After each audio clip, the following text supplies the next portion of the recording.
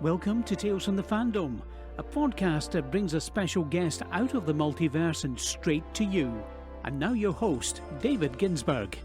And welcome to another episode of Tales from the Fandom. Today I am joined by one of my favorite people on the Twitter site. Her name is Mysty. And Mysty, I am so happy to have you join me today to talk not only fandoms, but about tabletop gaming as well. Oh, thank you. I'm very excited to be here and have those conversations with everyone. Absolutely. Now, I know that you have like a big following on Twitter, and I just want to say that I'm super excited to just have you here to talk to about like just the variety of topics that we're going to get to. And one of them that you are into is Harry Potter. Oh, yes. A long time fan of Harry Potter. Probably my first fandom. Now, how did you get into Harry Potter to begin with? Actually, my older sister, she was about 6 years older than me, was reading the novels as they were coming out.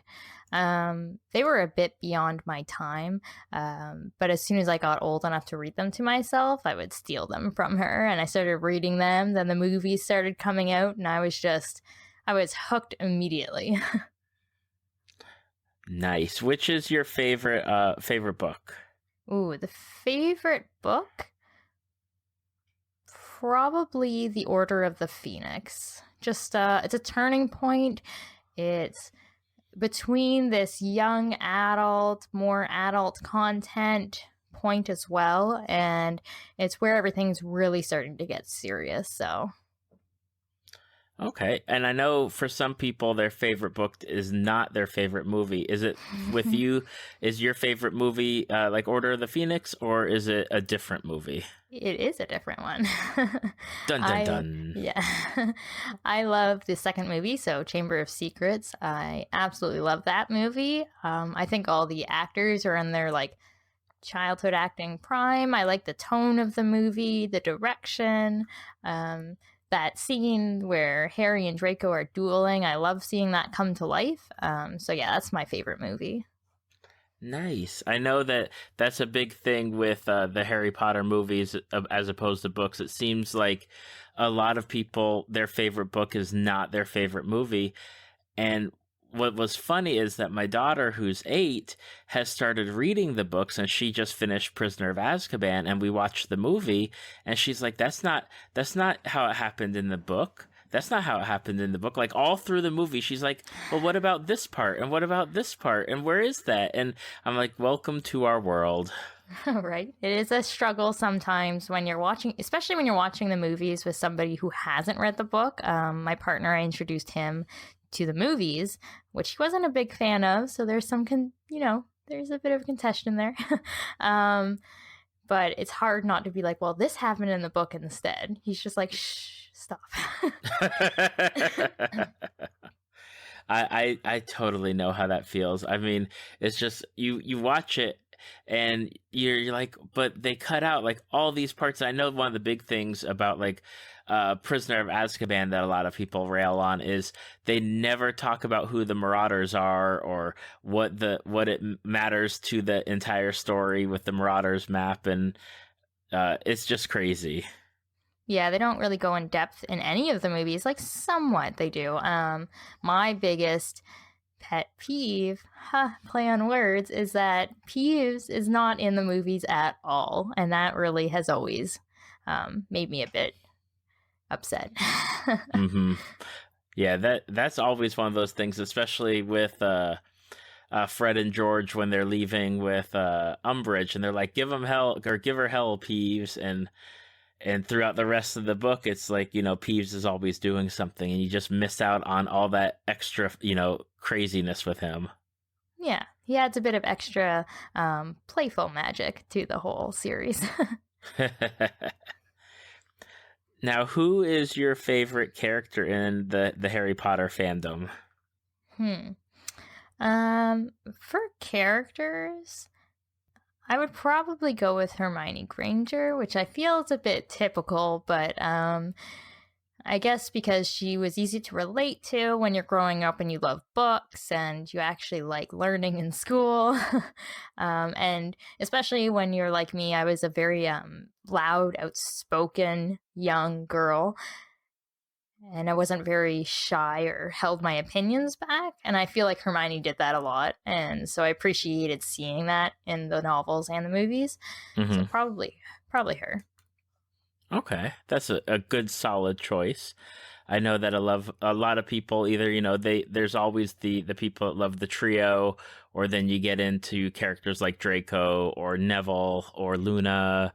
And then, from there you get a smattering of others. But yeah. I do like Luna a lot too. Her carefree, lovable nature. My dog is actually named after her. And Draco Malfoy is my second favorite character next to Hermione because I believe he shows the reality of growing up in a dark home where you don't feel like you have any choices or you're trapped. In some points, I feel like he plays somewhat a bit of an anti-hero, but he's usually that go-to villain. But I like how he has a lot of depth and you get a lot of backstory as to why he makes the choices he does. And I like that. Yeah, totally. I know I was talking to somebody recently about Draco, and it was such a good, like, eye-opening conversation because for the most part, like, I'm just not into Draco or like following his story. But then they're like, well, did you pick out like these pieces or this portion or this passage in this book? And I'm like, oh, well, if you put it all together like that, his character is totally different than what, on an initial read through, what you get from him. Definitely as a child reading it, you're like, oh, he's a bully, like pretty much, and he's not a nice child. But upon some reflection, I feel growing up and still rereading the novels or rewatching the movies, you get a whole different side of him, in my opinion. Oh, absolutely. And I know that I feel that way for a lot of the characters, although there's always the one character that I never deviate from, and that's Snape. Like I don't like Snape at all. I can agree with you on that one. I find a lot of people give him more leeway than he deserves as a character simply because he loved Harry's mother, and he did do a lot for him. But I feel he was still, I don't know, greasy, and just something about his personality just does not sit right with me. Yeah, but between Snape and then of course Umbridge, I'm not sure which evil bad person is worse. Like, yeah, sure, Voldemort's around, but there's Umbridge too. Yeah, she's probably the number one. Takes the cake. Now, with all of the people that I have on that talk about Harry Potter, there's always the big question that I have, and it is, which house are you? I'm definitely a Slytherin. Dun dun dun. I feel I'm just very determined. If I want to accomplish something, I will do what it takes to accomplish that, and I know it's horrible to say, but I can be honest about myself, even if it's a bit dubious, even if I have to be a bit manipulative, I will accomplish what I want to accomplish. Well, I have to say that you are in rare standing among the podcasts because of the number of people that I've had come on that have talked specifically about Harry Potter. I believe, if I'm counting correctly, I think you are the 5th person that has identified as Slytherin. Oh, is that, and what has the majority identified as? The majority is a split between Hufflepuff and Ravenclaw. I find Hufflepuff is really nice to relate to sometimes too, and I find it's an easy house to relate to, so I can understand that.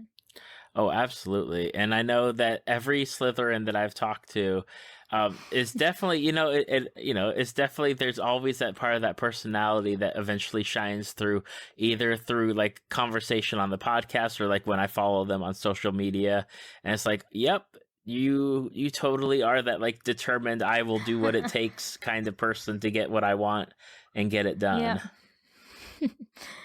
It can be positive and negative. Depends on the person and how they do it. So I know that we have 3 kids, and my daughter and her twin brother, they both tested as Gryffindor, and then their oldest brother tested as Slytherin, and I had to reassure him that that was okay, because he's read some of the books but not all of them, and it's always like, oh, Slytherins are bad, they're the bad guys, Slytherins, they're mean and everything. It's like, no, that's not always how it is. Like, it's just different personality traits, and then sometimes they just are bad, but they're not always bad. Yeah, for sure. That's kind of cute because it's kind of reminiscent of the end of the novels when Harry's helping his son realize that Slytherin's not bad. Mm-hmm. Absolutely. Yeah. Now, from the original Harry Potter series, are you a fan of the new Fantastic Beasts series? I think it's lots of fun. I remember buying the teeny tiny little, it's not even that long. I don't know how long it is, but it's very short, the Fantastic Beasts and Where to Find Them booklet. Mm-hmm. It's a very tiny little book that was made. I like the movie series. It's fun. I'm not expecting Harry Potter out of it, but it's definitely fun. I really like the actor they chose for Newt. I think he's fantastic. So it's just, I don't know, fun and light and a good addition to the whole world. Yeah, it was definitely, I went in with like really low expectations because overall I knew, because I have that Fantastic Beasts book, and I have the Quidditch Through the Ages book, and I'm like, well, how are they making a movie out of this? Like, I don't understand. And then even with when the trailers came out, I was like, I still have no clue what the story is. And when I saw it in theaters, I still didn't know how I felt about it. It took a couple viewings, and I was like, okay, I dig this, and I really like Newt, and I really like Jacob and Queenie, and I love like those 3 out of the 4. Oh yeah, I think there's some great additional characters in there that really bring life to that movie for sure. Yeah, and I'm excited to see what they do with the next movie coming out this year with young Dumbledore.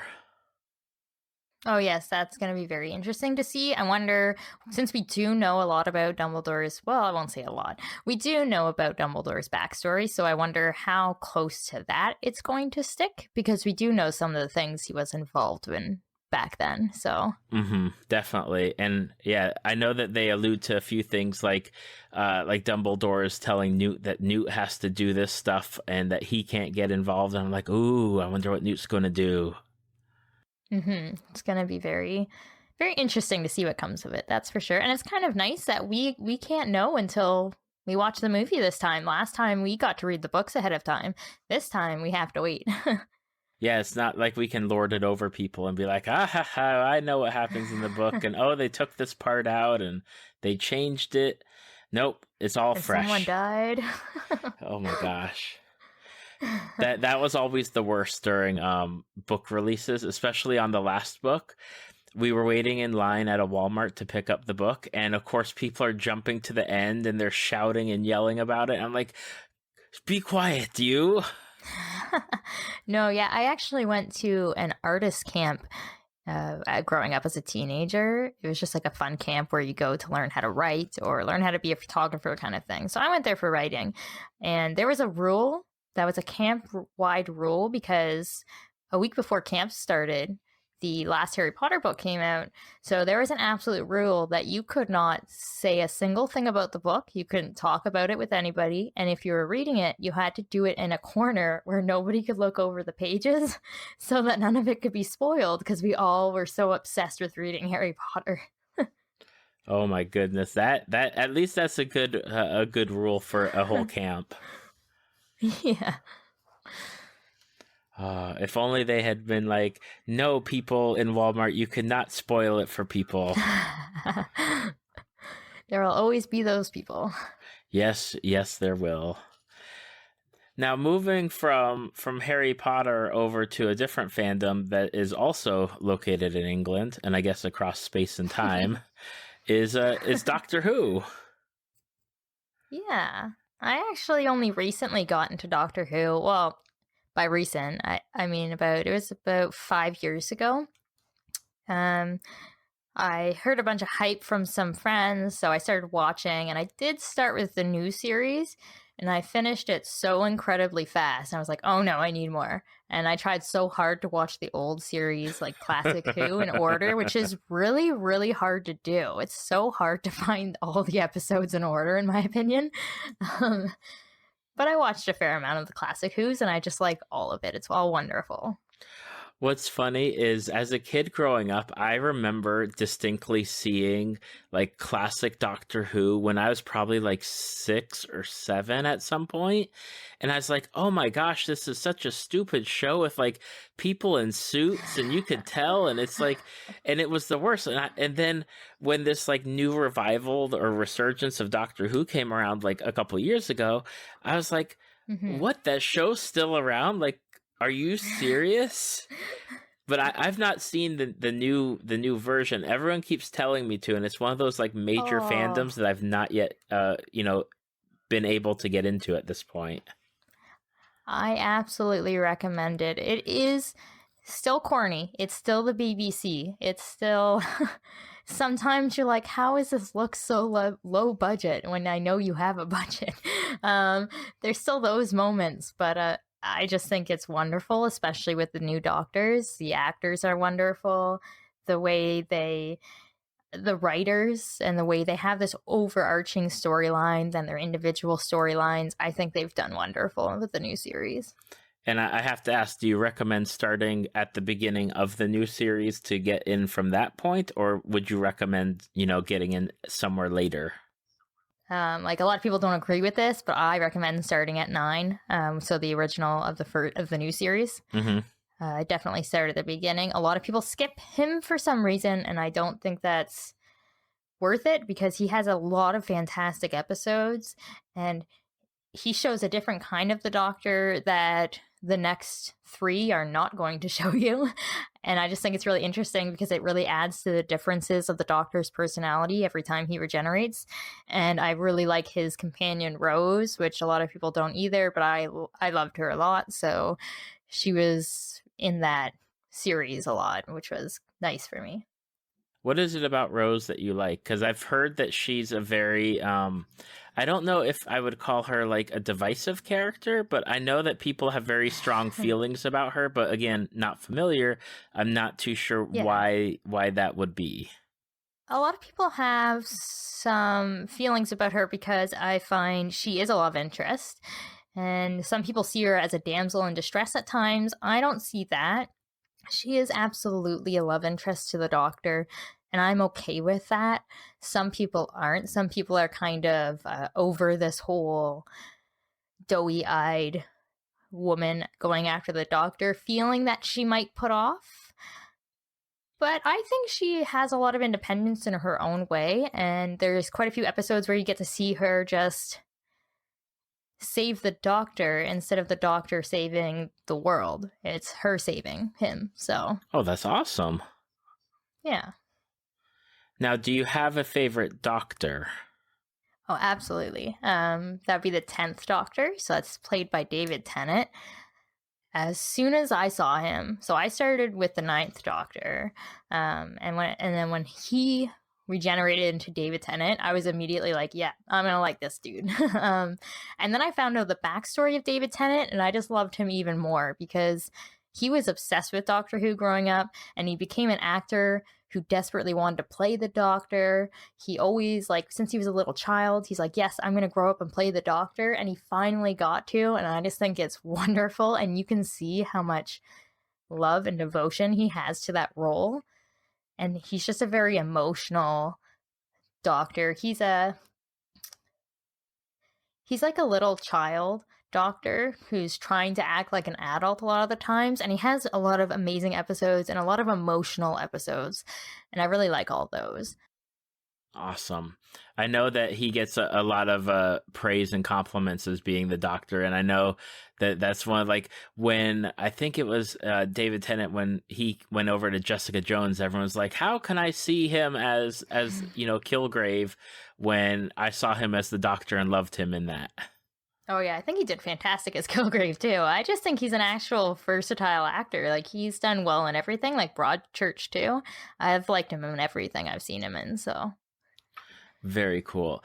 Do you have any favorite episodes or like story arcs that you'd recommend that you're like, oh, this is like what makes Doctor Who just a wonderful series or a wonderful season? Hard to say.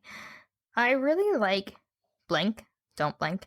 It's a David Tennant episode. It's the introduction of the villains that are the Angels. It's just very well directed. It has a really awesome side character, Sally Sparrow. It's kind of on the horror suspension side. And the Doctor's actually not a main character in that. It's Sally that's the main character in that whole episode. It's just really well done. And I find when people have a bit of trepidation to watching Doctor Who, that they should probably just look at that episode first. And then if they like that, then to restart the series. It's a really good introduction episode. Awesome. I've heard that from a lot of people. Yeah, it's really good. And I really do like Silence in the Library. That is because it introduces one of my she is my favorite character. I have her main saying tattooed on my body. Her name's River Song. I'm super obsessed with her. She is just this amazing woman, in my opinion, in this TV series, and Silence in the Library is a really good episode with her in it. What is it about River Song that stands out for you for like, that kind of reaction to a character that you would have, a tattoo somewhere on your body of something that she says? I find her incredibly strong, independent, and you know the Daleks, Mm-hmm. Yeah. So they're these merciless killing machines. They're not afraid of anything. They are afraid of the Doctor to an extent, but one of them saw her in a hallway, and it said, you're a companion of the Doctor, prepare to die. And she said, check your records to see who I am. And the Daleks checked his records and then started begging for mercy because he understood who she was, what she could do. And to watch this powerful enemy just crumble at her feet, she's just empowering, in my opinion, and just such a fantastic character. That's awesome. What is it that you have for your tattoo, if you don't mind me asking? No, yeah, that's fine. It says, hello, sweetie. It's how she always talks to the Doctor. It's kind of like her entrance line almost. Okay. That's awesome. I again, another character that I've heard of between Rose and River Song. It's like those are the two main like companions beyond the Doctors that I'm always hearing about from people. And it's like, oh, Mm-hmm. like I love, hearing about strong female characters in shows. And it's definitely like one of those big attractions of me wanting to even watch Doctor Who is to get to know those characters. For sure. I wish River was in more. She's only in a handful of them, but everyone she's in is a fantastic episode. So, well, I am going to have to check it out because I think it's on Netflix. So I have no excuse other than there's a whole bunch of episodes to watch. There is quite a bit. It's the same conundrum with the TV show Supernatural. I just keep looking at it. It's like, do I really have time for 12 seasons at like 24 episodes a season and 40 minutes each episode? In my opinion, for Supernatural, you can probably stop at season 6. I know I might get some grievance for saying that, but I find it kind of dwindles out around there. I know I'd heard of a character that was on Supernatural, and I only watched it for that character, and there's only like 5 or 6 episodes. I was like, okay, I think I'm good for that. I'm done. That's good. What character is that? Do you remember? Charlie, played by Felicia Day. Oh, yes. No, she's fantastic on it, yeah. Yeah, she was. It's a shame that they killed her character. Everyone dies, though. There you go. Everyone dies. Yes, that is the truth. Except for the Doctor. Oh, well, yeah. He dies in a different way. Are you excited about the new doctor coming up with the female doctor? I have mixed feelings. I'm sure it'll be great. My mixed feelings mostly come from where the writing has been headed with Doctor Who. I loved Peter Capaldi when he got introduced, especially because they went away, because you have Matt Smith, who is this typical pretty boy, over the top elastic actor, and then you went to this like old man and he's just gruff, and he just reminds me of classic Doctor Who. And I really liked him, actually. I liked his attitude. I liked how disconnected he was from the doctors before him. And unfortunately, in his seasons, the writing just kept going downhill and downhill. And I feel like they're trying to salvage the series by changing it more, which is fine. I'm fine with it being a woman. I'm just worried about the writing. That's all. Gotcha. Well, I hope that it goes as well as everyone wants it to go. I know that there's some stuff going on in the back end or the behind the scenes stuff about like who's doing the writing or whatnot, and so I guess maybe it will be better, hopefully.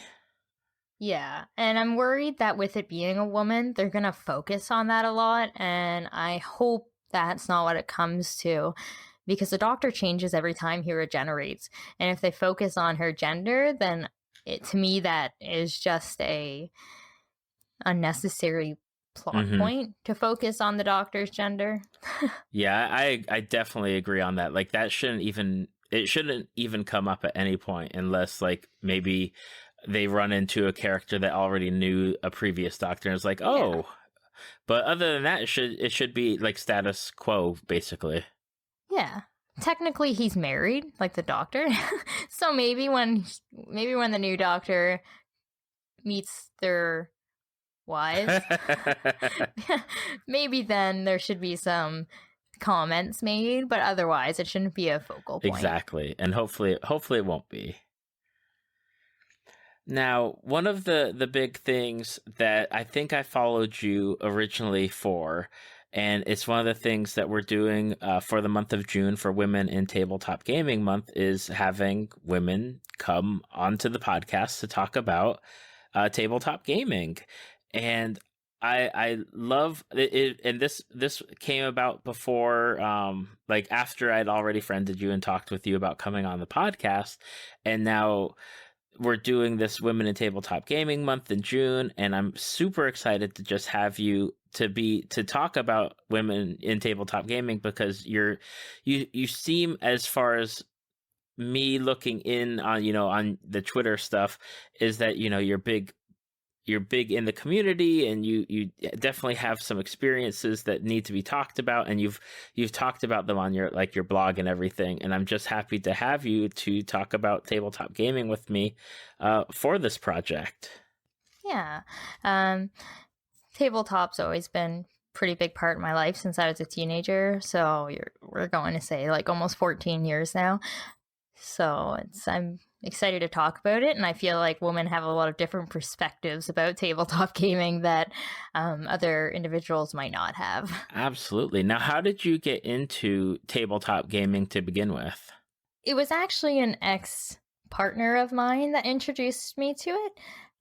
He was quite a bit older than I was, and he played it since the 80s. So he was playing like the original D&D, like AD&D stuff. So he introduced me to it, and I was immediately hooked and never looked back after that. Mm-hmm. Do you remember what you started with? Was it like 3rd edition or 3.5, or was it 4th? Or it was 3.5, because it was relatively new and simpler to get into than like 2E or like AD&D stuff and like all that mess of THAC0 and stuff. That is just a mess of a system. So. Oh my goodness. I started with AD&D, and I used to have to tell, because this was back in my college days, and I used to tell the guy who was running, I was like, I'll roll the dice and you just tell me if I hit or not, because I can't figure it out. Right? I don't have my long division calculator with me. Oh my goodness. But yeah, I did enjoy when it, converted to 3 and then 3.5 and so forth. So as far as gaming, like tabletop gaming goes, what does tabletop gaming mean to you as far as like for you personally, like what is tabletop gaming? Tabletop gaming is a couple of things for me. It's an escape from everyday life. It's a place where I can go and not be myself for a while, but still enjoy what I'm doing. And it's a place where I can just forget about any worries. I can just play the character I want to play. In my life, if I'm feeling a bit sad lately, maybe I can play a character that is neurotically happy, and playing that character that's like that makes me in my life happier because I have to perpetuate that emotion so much when I'm getting into that role that it starts making me feel like that. And on top of the escapism, it's really this journey where I get to explore, I guess, inspirations that just kind of pop up in my head, or I get to explore the storylines I might want to play through. I get to explore things that inspire me, like books, or like I took a book that I love as a child and I've made it into a homebrew campaign, and I get to change it and tweak it to be something I can play every week, which is super fun. That is awesome. And I love just, I know when I played, like it was the time that I could come out of my shell that I actually have. Like I'm actually a turtle, just FYI. But it feels like I can be more of somebody else when I'm at the table, when I'm playing a character. I can be the cool guy, or be like the guy who can lift a car, or I can be the guy who is like the leader of like the party. And it's something where it just lets me be someone totally different. Absolutely. That's probably one of the biggest appeals for tabletop gaming, I find, is the escapism where you don't have to be yourself. You can be whatever it is you ever wished you could be. Definitely. Now, what are some of the tabletop games that you enjoy? Beyond, I know Dungeons and Dragons is obviously like one of them, but are there any other tabletop games that you're into? I'm unfortunately pretty monotone when it comes to tabletop gaming. I played Pathfinder for a while because it was so similar to 3.5, so it was super easy for me to jump over into that. If you consider certain board games tabletop, or perhaps things like Munchkin, like I play those from time to time. But my tabletop's primarily focused in D&D. Yeah, I know that with Pathfinder, the group that I was in, we were playing 4th edition when it came out, and then we said, you know what? We don't really like 4th edition, and Pathfinder. A lot of people are saying it's like D&D 3.75. So we'll go do that because it seems a little bit better for us to play than 4th edition. Absolutely, that's kind of what I actually stuck with 3.5 most of the time, but then a local gaming store is like, hey, we run Pathfinder, it's 3.75. I was like, cool. It was literally like, took me 30 minutes. I'm like, all right, I got it, it's fine. Like, it's so similar to 3.5. Oh yeah, exactly. Like I remember when we were playing 4th edition, it got to the point where if you didn't have the wizard's character builder, you could not make a character because they had changed so much from the books that it was like totally different. Like it had all been errated and all these different things going on. Yeah, I think it worked out super well with Pathfinder. They definitely branched off at a good point when 4th edition came out. Absolutely. And I guess I forgot to mention, I did used to play a lot of Warhammer 40K. I guess that counts as a tabletop game. I just always categorize tabletop and war games separately for some reason. Yeah, I can totally see that because Warhammer 40K is like one heck of an investment as well. It is. I remember somebody saying a saying about Warhammer players having more disposable income than anybody else since the 1980s. It is an expensive hobby to get into, that is for sure. Oh, absolutely. And I know some people are like, "Oh, I'd love to get into it," but then having to paint all the stuff and they're like, "I don't want to bring to the table like either unpainted minis or minis that are painted terribly." Yeah, it's unfortunately pretty. I every time I've played Warhammer, I've found anything unpainted. People are like, "Hey, why isn't that painted yet?" And I was like, "Come on, it takes a long time to paint all these guys." Unfortunately, I find a lot of Warhammer players are very, they're very, they're very stuck that you need to have those painted when you come to the game table. Right. Oh, I agree. Like, and I know I had friends that were like, "Oh, you should, get into this, or you should get into." There's a few other ones that were out there. I was like, "No, I can buy a book for like $30, and the book is there, and I can always read it. But then I'm not going to pay $30 just for like a few minis, and then have to like figure out like, oh, I need more minis. That's more money. What?" Yeah, I think for my one army, I estimate I spent around 5,000 Canadian, I should say, Woo. 5,000 Canadian dollars just to build one army. It was over a long period of time, but unfortunately, I spent a lot in that hobby for a while.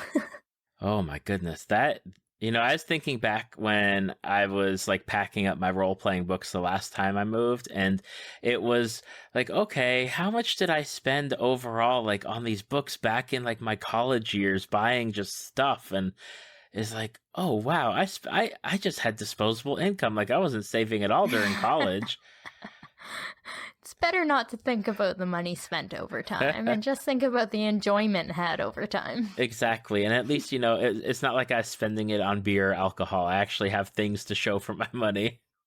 No, exactly. Now, one of the things when I started, when I got, I wouldn't say started, when somebody said, a few people were like, "Oh, you should start a Women in Tabletop Gaming Month." I was like, okay. And one of the things that I wanted to focus on is, I hear and have seen a lot of like the gatekeeping when it comes to women with tabletop gaming. And I had already discussed like having you as a guest, and then you had posted like a blog post about your experiences, which it like started this snowball effect when I was like reading it and then getting angry and then seeing responses and getting angrier about it. And I was like, this is exactly why like there needs to be a Women in Tabletop Gaming Month to focus on women who are in the community or women who want to be in the community and what goes on with some of like the actions that happen. And I'd love for you, if you're okay with like talking about like some of the experience that you've gone through to be a woman who plays tabletop games. Yeah, absolutely. It's unfortunate that there is this weird dark curtain when it comes to gaming in general. It's not exclusive to tabletop, absolutely not. That sort of gatekeeping behavior, as Felicia Day has heavily talked on as well, just as a prominent woman in that whole genre. Unfortunately, it's everywhere still. It's getting better, absolutely, but it has not gotten good enough that it is not gone. My first experience was actually my first D&D game. The DM that I was introduced to on D&D was a much older gentleman, and I was just a teenager, very young teenager, and he was in his late 40s, been playing D&D since the dawn of D&D, and unfortunately was very set on having an all-male table and was quite upset that one of the men at his table had brought me along. And unfortunately spent every single session I ever played with him trying very hard to ostracize me and to make it so my character could never succeed. And it was really obvious to the other players and myself. It was unfortunate because I realized how much I loved it. And I like not love how I was being treated. I loved the game. And I was like, oh, this is so cool. I get to make this character, this backstory. I get to play them. It's going to be fantastic. But every time I sat down at the table to play, somebody was there essentially putting their hand up and saying, no, this isn't for you. This is for me. Oh my goodness. Like, it's just ridiculous when people are like I do not understand it because of the experiences like I've had with women at the table, and it's always been good and positive, and it's like the women have added so much to the games, and it's just frustrating to hear like stories like that. Yeah, it's unfortunately, like, I've heard a lot of women who are getting into it lately that have never even seen it, and I'm so happy for that. And I'm so happy for the inclusive space that Twitter generally is, that Geek and Sundry is. They're so incredibly inclusive. The space that Wizards of the Coast is perpetuating, the type of behavior that they're perpetuating that they don't like at the table, it's really good for where they are now, but you have those individuals still that just somehow sneak in there that can just really, I don't know, it can just really make a negative experience sometimes. Definitely. It's one of the things, and I've talked with a number of people for the project so far, and it feels like the women who have been invited into a group, or like, hey, come join, D&D, or come join Star Wars or whatnot, that like that's having them go, like, basically not have that issue because they're going into a group that they've already been invited to, or they are auditioned for, if like it's for a podcast or something, and it has that safe space already. And I remember all the experiences of me just at like the game shop in college, and seeing the experiences that women went through, just either trying to get interested in a game, or just going into the shop to begin with, and like the attitudes that people had, and it was just ridiculous. Oh, absolutely. Local gaming stores, I have a love-hate relationship with the two local gaming stores in my city. One is the moment I walk in there, all the eyes turn to me, and you just feel incredibly uncomfortable. You feel unwelcome. You feel very judged when you're a woman in this store. Safe to say I don't go there after a few times of attempting it. But then I have this other one. It's only been around for just over half a year. And although the first time I did go there, the owner kept asking my partner, who is not a gamer at all, kept asking him, what do you play? What are you into? What can I show you? And unfortunately, for a lot of women that go into stores, that's usually the first thing is, what are you buying a gift for your boyfriend, or are you looking for your boyfriend? And it's like, no, I'm interested in these games, and like, I want to be included in your local gaming store. But that one, despite the misinterpretation of when I met the owner, he's amazing, he's inclusive, and it's been phenomenal so far at including all genders, all people from all walks of life, and just has been incredibly accommodating. As a store, they have the X cards on every table, which I think a lot of stores don't have. Like, conventions have them, but I feel like stores are a bit behind in that. It's just fantastic. Now, what are X cards? Because it was the first time, I think, reading your blog about your incident at the convention, whereas like I had no idea what an X card was, because when I go to conventions, it's not usually like a gaming convention. It's like a big like comic fandom type convention that happens. So I don't ever really go into the gaming area that they have. But what is the X card? X card is a very useful tool that can be used for anyone at the table. Basically, it's like a pause button. When something happens in the game that makes you uncomfortable, and it can range from a very huge amount of things, you just tap that X card, the game master stops, says, hey, what made you feel uncomfortable? You don't have to explain why it made you uncomfortable, but you just say, this made me uncomfortable. Can we change it, tone it back, or take it out? And I remember one example someone told me of them using the X card is they were describing an NPC who had the name, I don't know, the name Laura. But a player at the table had lost an aunt the week before whose name was Laura. So she X-carded and said, hey, can we just change the name? And they were like, yep, absolutely. And then you can go on with your game, and it's really not an issue to anyone. I don't know why all tables don't have X cards, because they're a really good stopper. Yeah, that definitely sounds like a great idea to implement. Whether it's especially, it seems like it'd be especially useful at like your weekly D&D Adventure League stuff or at conventions because you're playing with a group of people that you're not familiar with, and you don't have that level of trust built in on like what your maybe your appropriate like game style is, or how your characters might interact or whatever. No, absolutely. Conventions as a whole are very sticky ground, in my opinion, when it comes to going as any kind of marginalized person. So whether you're a woman, or perhaps you're transgendered, or perhaps you're just, I'm unfortunate, I'm not trying to pinpoint anybody, but if you're not the very typical gamer, conventions can be a scary place sometimes. As far as conventions go, I know, I think you wrote extensively in your blog about it. And stereotypical white male gamer, which I totally am. I am probably a very stereotypical white male gamer. But like when I read your blog about it, again, I got angry about like the actions because it was just, it seemed like you have this table of people and I imagine myself like in the position of sitting across from you at the table and being like, well, look, this person's not even getting to play. I would speak up and be like, what's going on? Like let her play her character.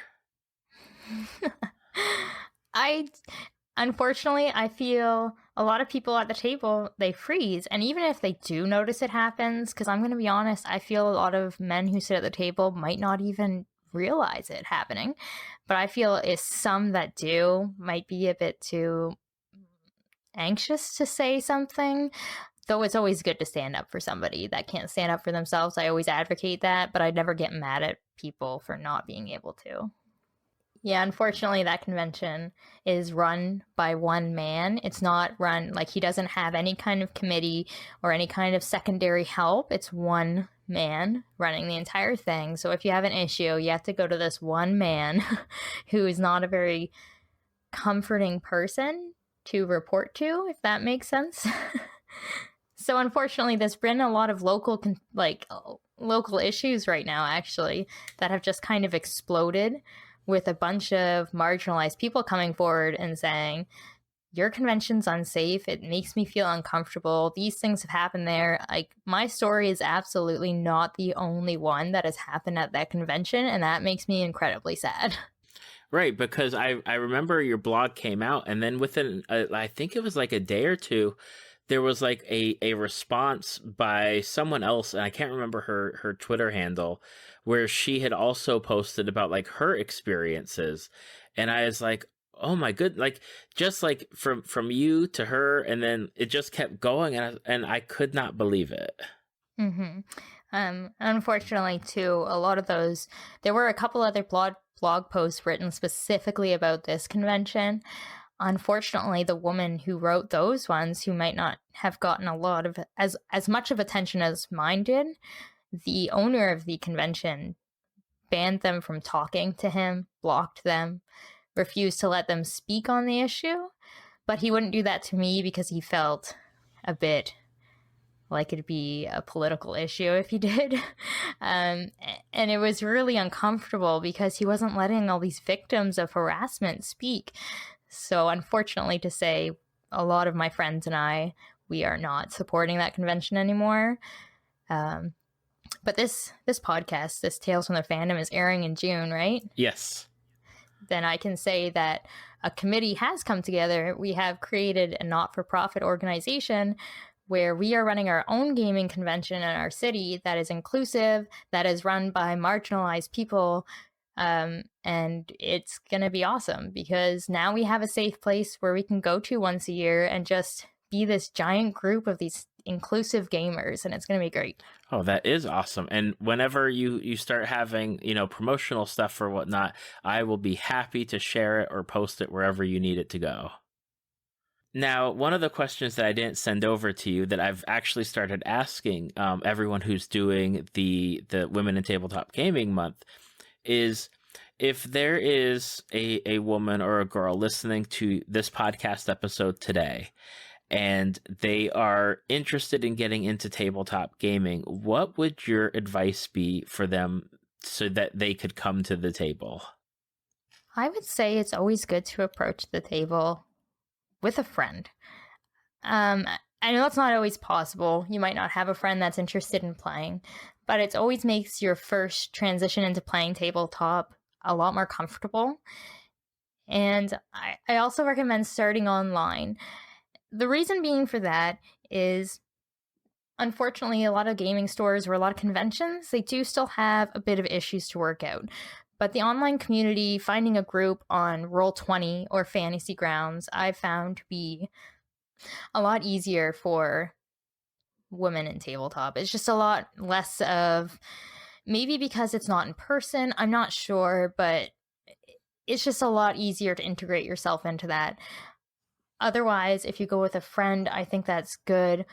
Or if you just, it's so hard to say, but if you just go and do it and realize that there's so many of us out there playing and that we all have each other's backs. Like, it's hard to say because, like, you don't know what a local gaming store is like. But if you go to the local gaming store, just realize that there's so many other women before you that have walked into that gaming store or a different gaming store and have felt just as much trepidation about sitting at that table, but realize it turns out okay and that you have support for you in this community. You just got to look for it. Definitely. And I know with other people that have answered that question, a lot of the answers very much similar to yours, and that if you go and find a group and you realize that the group's not working out for you, don't stay. Just leave and go find a group that fits the way that you want to play and that will be appreciative of who you are and just straight up just enjoy the game with you. Oh, absolutely. That's why I love online too, because unfortunately, logistics sometimes for tabletop gaming can be hard. If you live in a small town, there might only be one group that plays D&D. But if it's not comfortable and if it's not working for you, there's still other opportunities to play. And that's why I really advocate for online. It is a very good way to find the right group for you. Absolutely. And it's finally gotten to the point, like, there was promises made years ago about online tabletop gaming, and it feels like we're finally in the position to actually have good online tabletop gaming. Oh, absolutely. There's some official content on like Roll20 that is just mind-blowing, and I think there's some super awesome tools online for tabletop gaming. It's sometimes a lot easier than in-person gaming, especially if you're a dungeon master. For me, online official play is way easier than in-person official play. I remember trying to do online play like 8 years ago through Skype, and it was so bad back then. Like I just gave up. I was like, no, I can't do it. It's just not working. But now it just seems like everything's kind of firing on all cylinders about doing online gaming. And there's a bunch of online game. Like you throw a rock on Twitter and you will find like 20 online games looking for people. Absolutely. And can I make a shout out that if you are a woman in tabletop that's looking for a table, just find me on Twitter and I promise I will get you a table that you can enjoy yourself at. Awesome.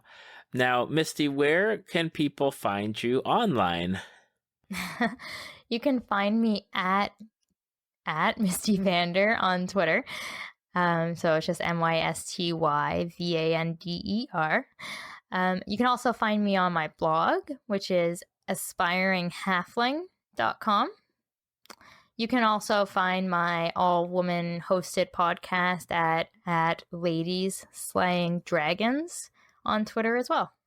And what is Ladies Slaying Dragons for those that have not listened to your podcast? It is basically just, there's three of us, three women who are in tabletop gaming. We have a roundtable discussion about certain topics like DM tips, We do have some of the heavier topics like gatekeeping. We talk about the different versions of things like D&D. We have some guests on once a month to talk about the topics as well. And every once in a while, when we can slide it in there, we also will have some live play between ourselves and possibly some guests of some D&D 5e games. Awesome. And it's definitely a podcast that everyone needs to check out. As we're recording, your first episode just went live, so hooray for that. But by the time June comes around, you'll have a nice number of episodes for people to go check out. Absolutely. It's a weekly podcast, so yeah, absolutely. And I will make sure to have all the links on our show notes and the Facebook page and the two websites, womenintabletopgaming.com and talesfromthefandom.com. So it will be doubly posted. And Misty, I just want to say, number one, thank you for taking the time out of your schedule to record with me for not only Tales from the Fandom, but also to be a participant for the Women in Tabletop Gaming Month. I really, really appreciate not only everything, that you said here on the podcast, but everything that you do on Twitter and everything on your blog. Like, I am super psyched for the podcast, and I just love seeing what you're doing, on a daily basis. Well, I'm very happy to be here, and it was really nice talking to you. Thank you for listening to Tales from the Fandom. Subscribe to us on iTunes or your podcast app of choice. Follow us on Facebook at www.facebook.com/talesfromthefandom to see photos, links, leave feedback, and check out upcoming guests. If you'd like to be a guest, email David at talesfromthefandom@gmail.com.